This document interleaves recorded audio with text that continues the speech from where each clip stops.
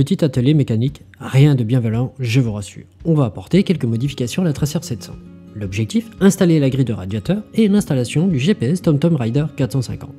Il n'y aura pas de unboxing du TomTom, il y en a bien assez en vidéo, je vous invite à les regarder. Cependant, si je fais cette vidéo, c'est pour partager l'installation sur une Tracer 700 et pourquoi pas en aider d'autres aussi. En compagnie de quelqu'un, on commence par la grille du radiateur, le plus simple. C'est aussi ce qui va nous permettre d'avoir accès à la prise USB que j'avais fait ajouter pour y brancher l'alimentation du GPS. La première étape, démonter les carénages des deux côtés.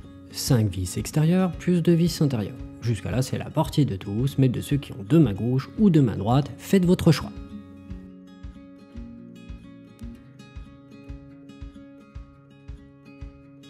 La seconde étape consiste à enlever les plastiques tout moches à gauche et à droite du radiateur.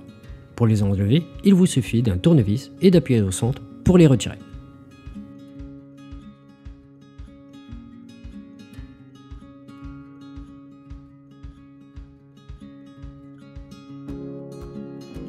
La troisième étape, mise en place de la grille de protection avec les vis qui sont fournies. Chose que l'on ne voit pas sur les photos présentes sur internet, mais la grille dispose à l'arrière, en haut et en bas de mousses qui viennent s'appuyer contre le radiateur. Ça va ainsi éviter des bruits gênants, claquements ou autres à cause des vibrations.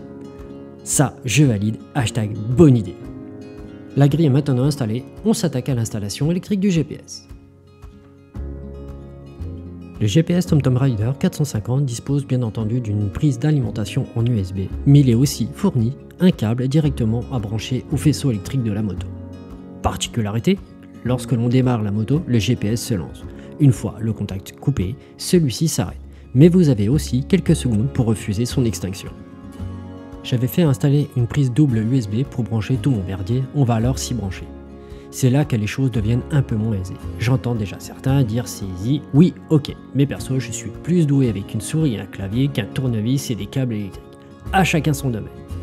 Après avoir tenté de raccorder les fils du GPS à la cosse déjà présente, le résultat fut sans appel. Les fils de la cosse sont brisés net, c'est sans bavure. Pas de souci, on a tout viré, on a fait les choses proprement avec des fixations moins fragiles. L'avantage, c'est que je suis sûr que les vibrations n'auront pas d'impact sur le branchement. Alors on met le plus avec le plus, le moins avec le moins, et on évite de tout faire péter.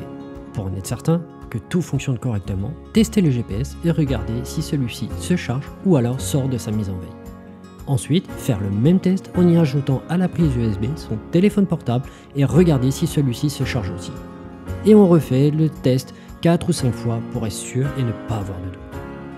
Oui, pas moyen de tout redémonter, ce n'est pas si compliqué, mais c'est pas non plus ce qui me motive dans la vie. Hashtag bricoleur du dimanche, et encore. Bon, tu l'auras compris, si tu as des ennuis mécaniques, je suis pas ton appel à un ami, mais va faire appel au public. Bon, malgré tout, j'espère que ça aidera certains qui se demandent comment on installe et on branche ces accessoires. Allez, un grand V à tous, je vais me balader et tester tout ça.